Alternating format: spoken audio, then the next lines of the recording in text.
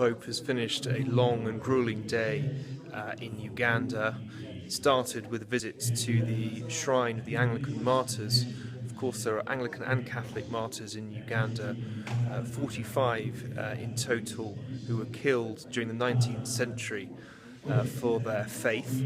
The Pope said Mass at the Catholic martyrs' shrine and then moved on to a large-scale meeting of young people at Kololo airstrip in near Kampala in the afternoon. It was a rock star welcome for the Pope. There was music, there was dancing, there was singing. There was huge enthusiasm for him as he arrived in the stadium that was erected for the visit. Following that, there was a much more intimate encounter at the House of Charity nearby, and there I think the most important bit of the day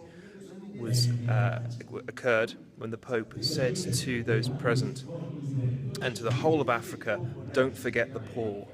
And those, of course, were the same words said to him before his election as Pope in 2013 by Cardinal Humez, his friend from Brazil, who was standing next to the Pope during the conclave, who turned to Jorge Bergoglio, as he was then, to say, "Don't forget the poor when you're elected Pope."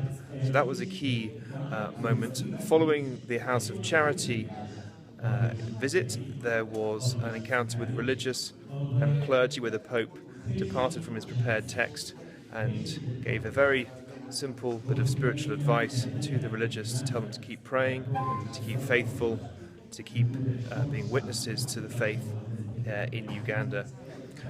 Tomorrow we are departing for Central African Republic.